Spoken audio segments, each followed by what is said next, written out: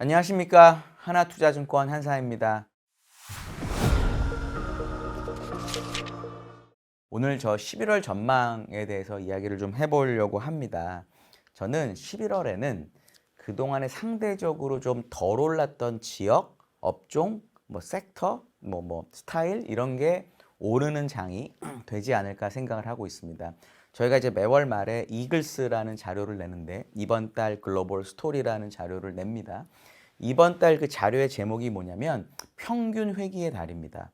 우리가 한국에 앉아서 주식을 하고 있기 때문에 한국 주식시장이 너무 많이 올라서 지난 9월, 10월의 장이 엄청나게 강세장이었다고 생각하는 분들이 많지만 사실 한국 주식시장은 전체에서 차지하는 비중이 1%밖에 되지 않습니다. 그러니까 한국이 아닌 미국, MSCI, 에퀴, 다른 지역의 증시를 보는 게 사실 시장의 현황을 더욱 자세히 살필 수 있다고 저희는 보는데요. 일단 미국 증시만 보더라도 지난주, 그 전주까지 미국 증시 사실 S&P 500 마이너스였고요. 10월 마지막 주에 조금 반등하는 것 같아서 아주 소폭 오른 상태입니다. 에퀴도 마찬가지인데 미국이 비중이 크니까요. 10월 달에 마이너스 플러스 왔다 갔다 했었습니다. 우리는 엄청나게 많이 오른 장, 강세장, 이렇게 주식이 많이 올라요. 포모 이랬었지만 해외 글로벌 투자자들은 어느 정도의 약세장 내지는 기간 조정을 기대하고 있었다라는 거죠. 그러니까 그런 부분에서 보게 되면 우리나라가 오른 거를 전체 시장이 다 올랐고 그중에 우리가 너무 잘해서 올랐다고 보면 안 되고요. 9월부터 있었던 메모리의 엄청난 랠리가 우리나라의 증시를 이끈 거고 이건 되게 예외적인 거였다라고 이해하시는 게 저는 맞을 것 같습니다. 9월부터 미국에서도 메모리나 샌디스크, 마이크론 이런 종목 또는 하드디스크, 웨스턴 디지털, 시게이트가 엄청나게 많이 오르기 시작했고요. 그때부터 우리나라가 많이 올랐습니다. 이게 왜 그렇게 발생할 수밖에 없었냐면 한국은 삼성전자랑 SK하이닉스를 합치면 전체 시가총액 비중에서 40%를 훌쩍 넘깁니다. 다른 지역은요. 예를 들어 일본엔 키옥시아라는 기업이 있고 미국에는 아까 얘기 드렸던 그런 기업들이 반도체 메모리 기업인데요. 얘네들의 시가총액 비중은 아무리 많이 잡아줘도 1%가 되지 않습니다. 제가 어떤 기사나 리포트 뭔지 기억은 안 나지만 이런 거를 본 적이 있습니다. 키옥시아라고 하는 일본의 낸드 기업이 올해 막 5배, 6배 주가가 올랐습니다. 얘가 많이 올랐기 때문에 일본 증시가 강세였다라고 설명하는 뭔가의 문장을 본 적이 있거든요. 이거야말로 정말 말도 안 된다는 겁니다. 왜? 키옥시아라는 기업의 시가총액이 일본 전체의 1%보다도 훨씬 적기 때문이죠. 그러니까 외국 투자자 입장에서 봤을 때 9월부터 막 메모리 주식 날아가고 있는데 이 메모리 주식은 자기네 시가총액에서 차지하는 비중이 너무 작으니까 얘네들을 따라 사는 게 부담스러웠던 사람들이 한국에 보니까 엄청나게 큰 메모리 기업들이 시가총액도 크고 유동성도 좋더라 하면서 돈이 몰렸다라고 보는 게 저는 합리적이라는 거죠. 제가 이걸 하나 다르게 한번 설명해 보겠습니다. 8월 20일, 21일에 SK 하이닉스의 주가가 24만 원, 25만 원이었습니다. 지금 55, 6만 원 정도 하잖아요. 그러니까 2달 조금 넘었는데 거의 2배 반이 오른 겁니다. 8월 초부터 외국계 애널리스트들이 어떻게 얘기를 많이 했었냐면은 HBM 시장에서의 경쟁이 엄청 치열해질 거기 때문에 단가도 빠지고 우리가 소위 얘기하는 레거시 메모리들도 수요가 별로 없어서 하이닉스 별로다라는 얘기가 진짜 많았었습니다.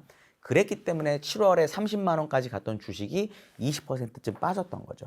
그런데 9월부터 어떤 일인지 모르지만 주가가 막 오르기 시작하니까 요즘 들어서 이제 SK 하이닉스의 내후년 영업이익이 100조 난다는 얘기까지 나오고 있거든요. 그런데 원래 이런 게 저도 회사에 9년 정도 일을 했었지만 원래 이게 외국계의 특징입니다. 자기들이 어떤 종목을 놓쳤다면, 그러니까 오르는 걸 좀 늦게 봤잖아요. 그럼 그거를 좋게 말할 때는 훨씬 세게 길게 말할 수밖에 없습니다. 왜냐? 투자자들에게 내가 이게 예를 들어 100원일 때 사라고 못했지만 지금 200원이 됐을 때 사라고 말하려면 400원 된다고 말해야 되는 거잖아요. 그런 느낌인 거죠. 원래 그런 거니까 이거는 나쁜 게 아닙니다. 당연한 겁니다. 근데 반대를 한번 생각해 보시죠. 저는 그럴 가능성이 매우 낮다고 보고 여전히 AI는 장기 테마라고 생각을 하는데 어떤 일이 벌어져서 또 2달 만에 의견이 갑자기 바뀔 수도 있는 거잖아요. 그러니까 이게 펀더멘탈이 좋아서 주식이 오른 거라고 지금 계속 설명이 되고 있습니다. 언론이든 리포트든. 근데 이걸 만약에 주가가 먼저 올라서 그걸 놓친 사람들이 정당화하기 위해서 펀더멘탈을 주장하는 거라면 어떨까라는 생각을 해보셔야 됩니다. 그렇기 때문에 그동안에 많이 올랐던 업종은 쉬는 쪽으로 생각할 수밖에 없는 그런 상황이 된 거고요. 물론 아주 장기적으로 보면 여전히 반도체 AI 너무너무 괜찮은데 샌디스크는 2달 동안 거의 4배가 올랐습니다.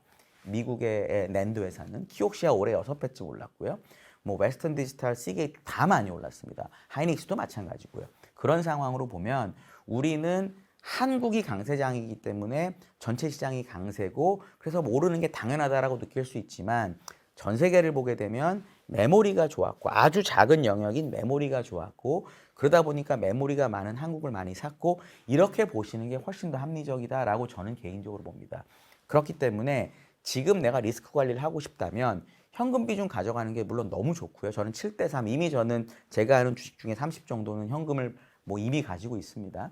그게 싫으시다. 나는 올라가는 주식을 다 먹어야겠어. 라고 하는 분들은 최소한 사실 올해 미국이 꼴찌예요.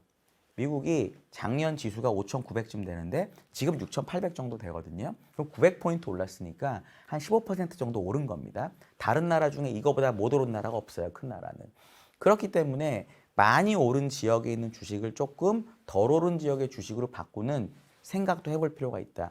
작년 말로 돌아가면 미국 엄청 오르고 한국 안 됐었잖아요. 그때 많은 사람들이 한국은 뭐 영원히 안 된다고 생각하고 미국을 사야 된다라고 얘기한 분들이 많았지만 저희는 이제 비미국의 시대라고 주장했던 이유는 지금하고 유사한 겁니다. 미국만 너무너무 좋아할 때는 미국을 좀 줄여서 다른 지역으로 가는 게 리스크를 관리하는 거고 지금 또 반대로 한국이나 뭐 중국의 과창판 창업판 엄청나게 올랐거든요. 뭐 이런 것들을 좀 줄이고 상대적으로 덜 오른 미국에 특히 빅테크가 최근에 진짜 안 올랐거든요. 이런 쪽으로 자산을 좀 바꿔놓는 게 리스크를 관리하는 방법이라고 저는 생각을 합니다. 한 가지 다른 흐름을 또 비슷한 얘기인데 다른 근거를 하나 들어드리면 플라이 투 퀄리티의 관점이 있습니다. 4월 관세 충격이 있고 나서부터의 자산 가격 흐름을 보면 주식은 오르고요. 코인은 더 많이 오르고 우리 금 가격 영원히 오른 것 같잖아요. 5월부터 8월까지 금 가격 한번 그려보시면 옆으로 계속 기었습니다. 미국채 금리도 계속 옆으로 기었고요. 그러니까 그 기간은 flight from quality였죠. 그러니까 상대적으로 위험 자산에 대한 선호가 높아지고 안전 자산에 대한 선호가 떨어졌던 기간입니다. 근데 공교롭게도요. 금 가격이 9월부터 날아가기 시작했고 그때부터 메모리가 날아가기 시작했습니다. 물론 메모리는 시클리컬하니까 안전자산은 아니지만 그리고 어떤 일이 벌어지냐면 9월부터 미국의 증시가 상대적으로 기간 조정에 들어가고요. 코인도 그냥 왔다 갔다 했었습니다. 그러다가 10월부터 어떤 일이 벌어지냐면 금이 더 많이 오르다가 중순 이후에 빠지고요. 금이 빠질 때 금리가 빠지면서 채권 가격이 오르고요. 비트코인이 좀 많이 빠지고 주식이 또 옆으로 깁니다. 그러니까 이걸 어떻게 해석할 수 있냐면 그동안에 금을 사면서 안전자산을 뭐랄까 약간 더 편입했던 사람들이 이자를 주는 미국 국채를 사면서 조금 더 안전자산으로 다가간 거죠. 심지어 국채하고 더블B 채권의 스프레드도 확대되고 있습니다. 그러니까 플라이 투 퀄리티의 막바지까지 된 겁니다. 그럼 여기서 고민하셔야 되는 게 이 플라이 투 퀄리티의 가장 극단은 뭐냐면 4월에 관세 충격 직전 그 이후에 나타났던 거죠. 이젠 난 채권도 싫어. 금 뭐 다 싫고 오로지 US 달러 캐시만 원해라는 겁니다. 그래서 그때도 금리가 빠지다가 관세 충격이 너무 세니까 금리가 빵 떴었거든요. 그러니까 그렇게까지 가게 되면 결국 모든 자산을 팔고 현금으로 돌아가게 돼 있습니다. 근데 지금처럼 미국 연준이 금리도 내려주고 QT도 중단한다고 하는데 다시 그런 극단적인 플라이 투 퀄리티로 갈 거냐는 거죠. 제 생각은 플라이 투 퀄리티가 한 바퀴 돌고 나면 다시 원래대로 돌아갈 가능성이 훨씬 높다라는 겁니다. 뭐 미국 주식, 비트코인 이런 쪽에 대한 긍정적인 관점이 생길 가능성이 매우 높다라는 거죠. 앞에서 얘기해드렸던 평균 획이랑 이 플라이 투 퀄리티를 맞물려서 보게 되면 11월에 가장 좋게 보시면서 접근해야 되는 영역은 저는 미국 주식의 빅테크에 뭐 조금 더 공격적으로 하시는 분들은 비트코인에 이렇다라고 저희는 보고 있습니다. 그래서 저 이글스에 보면은 그런 관련된 종목하고 업종이 추천 업종 및 종목으로 들어가 있습니다. 그럼 질문 주실 수 있는 게 근데요 위원님, 연구원님 제이미 다이먼이라는 그 저보다 몇십 년 더 일하고 훌륭한 사람이 바퀴벌레도 많고 뭐 위기가 많다고 얘기했잖아요. 그러면은 플라이 투 퀄리티가 원래대로 돌아가는 게 아니라 완전 약세장으로 빠지면서 현금이 많아지고 뭐 모든 자산이 많이 박살나는 그런 그림도 가능하지 않을까요? 라고 당연히 질문하실 수 있어요. 너무나 합리적인 질문이고 그럴 가능성도 있기 때문에 저는 여전히 현금 30, 주식 70의 이 포트폴리오가 되게 강력하다라고 봅니다. 근데 가능성으로 보면 전 낮다라고 생각을 해요. 왜? 이게 리만 사태랑 비교를 해보면서 위기의 단계를 알아볼 필요가 있기 때문입니다. 리만은 2008년 9월에 망했습니다. 제가 이제 증권사 들어온 지 5년 차 때, 만 4년이 좀 지날 때였는데요. 이 위기의 첫 발이 뭐였냐면은 2006년에 미국의 주택시장이 가격과 거래량이 모두 정점을 찍고 약해질 때였습니다. 그때 루비니 교수나 뭐 빅숏에 나왔던 마이클 버리 같은 사람들이 문제가 많아요라고 하면서 실제 숏친 사람도 있고 이렇게 얘기했었던 거죠. 주가 어땠냐요? 계속 올랐습니다. 그러다가 2007년 4월에 뉴 센츄리라고 하는 모기지기업이 파산을 합니다. 당연히 파산을 했기 때문에 말들이 무지하게 많을 수밖에 없었겠죠. 주가 어땠냐면 그냥 올라요. 뭐 별거 아니야 라고 오릅니다.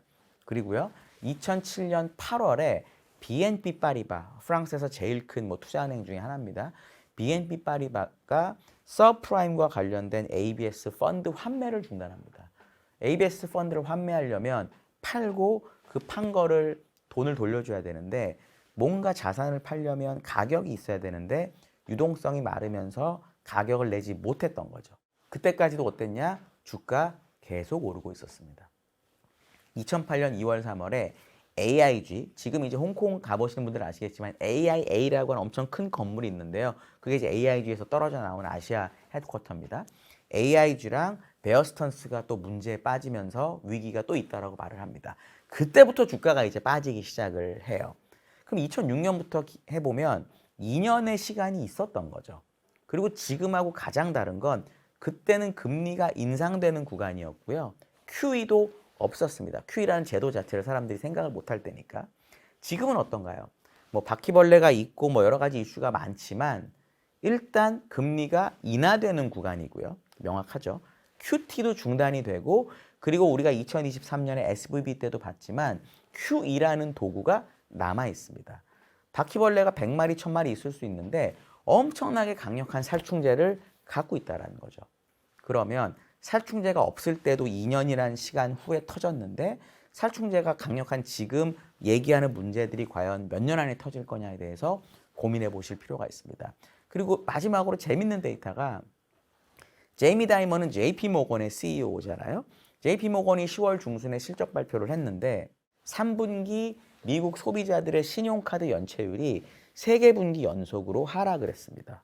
이게 JP모건만 그런 게 아니라 뱅크 오브 아메리카나 시티도 마찬가지거든요. 지금 소비자들이 카드를 더 잘 갖고 있는데 뭔가 문제가 있다. 물론 뭐 모기지 이런 거 있을 수 있겠지만 뭔가 이상한 거죠. 저는 그렇기 때문에 언제든지 주가는 5% 10% 조정이 나옵니다. 1년에 2번씩 나와요. 미국은 역사적으로 나오는데 이거를 제이미 다이먼이 얘기한 것처럼 무슨 금융위기의 전조로 보기에는 너무 이르고 또는 QE나 다른 방안이 있다라는 거를 저는 생각하셨으면 좋겠습니다. 오늘 여기까지 말씀을 드리고요. 혹시 의견이나 질문 있으시면은 댓글 달아주시고 제가 최대한 답변 드리겠습니다. 감사합니다.